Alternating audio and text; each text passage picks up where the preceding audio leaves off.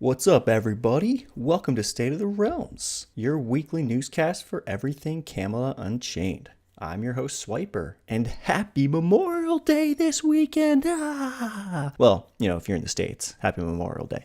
So anyway, today I want to go over the week's broadcast for 5/24/2019. So this week, their broadcast was about an hour long. They had about 20 items they reviewed and a lot of questions. So I'll keep it as short as I can. I'll do 5 for each. So without further ado, let's get started. All right, so let's start with number 1, the ability book. So a first pass was made with the ability book, or was completed for the ability book. And I believe this is going to be sent to the internal testers. And I know we're not having a test this week, but I think we're having a test next week. So hopefully they get this in like ASAP, because this is something that is definitely going to make the game feel a lot more like a game. Considering now that we can craft our spells, it's going to be nice to have a spot where they're recorded and we can look at them.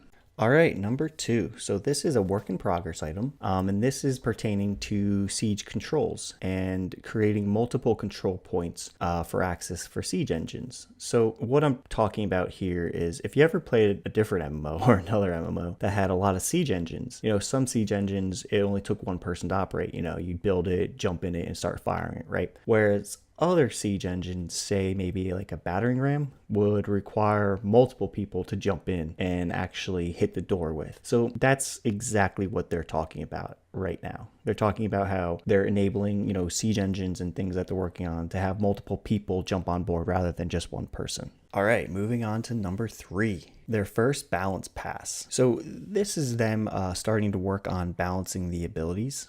And I think this is really the first time we've heard about them, balancing their abilities they have out there. Probably because they have more classes now and this is something they can do. But I was kind of always wondering, when these guys were making these classes and these abilities, were they thinking of balance to begin with? Or were they just kind of thinking of abilities, putting it out there for that class and saying, what, we'll worry about balance a little bit later. Let's just get these abilities out there.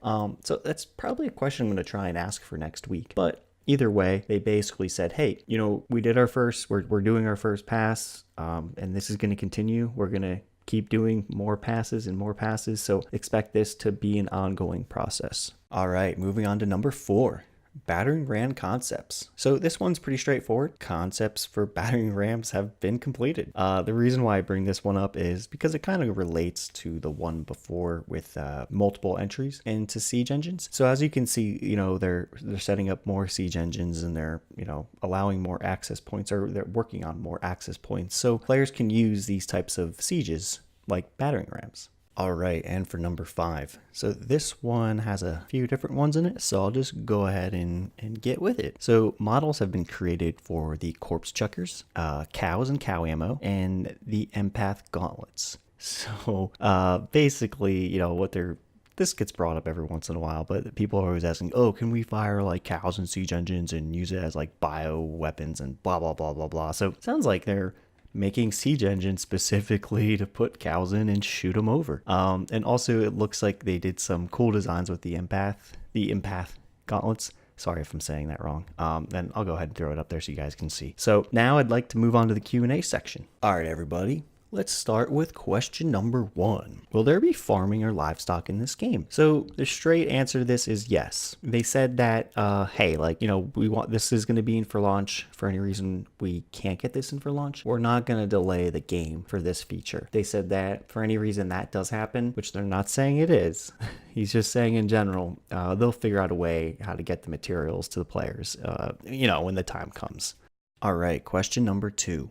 When will client optimizations be performed? So I'm not sure if you guys are aware of this, but a lot of their optimizations have been performed or targeted on the CPU. So since this game is very heavily based on the CPU, they're doing as much as they can to optimize this. So this way our battles are smooth and we can actually play in them. Eventually they'll start optimizing the GPU, but for now it sounds like they're kind of focused on the CPU, which makes a lot of sense. And I know a few months back they did some tests with AMD users because I think some of the AMD people were complaining or they were having some issues, and I think they fix those things. I'm not entirely sure about that, but so either way, it sounds like, they have a focus, but they can shift their focus. So it sounds like they're doing a pretty good job. And the one reassuring fact in all of this is that the minimum spec for this game has not changed. So even after everything that they've been doing, the fact that these specs haven't changed and this game isn't released is pretty awesome. All right, question number 3. Will there be consumables which give you buffs like food or potions? So we talked about consumables, with the skills and everything, but pots are a completely different story. So CU's take on pots are potions can be abused. Let's face it. I mean, if some people in some games, there's no limit to how many potions you can use. So you can constantly use them. It's almost like a heal buff in a sense. While other games make it so necessary that if you don't have them, then you can't really even compete. So what CU wants to do with potions is make them useful, but not so useful that you need them, and not so useful that you have an advantage over the person you're fighting. So we'll have to see what they do with this. I'll be honest with you guys, if they don't add pots, I'll be happy, because I feel like some games were just destroyed by potions. I honestly do.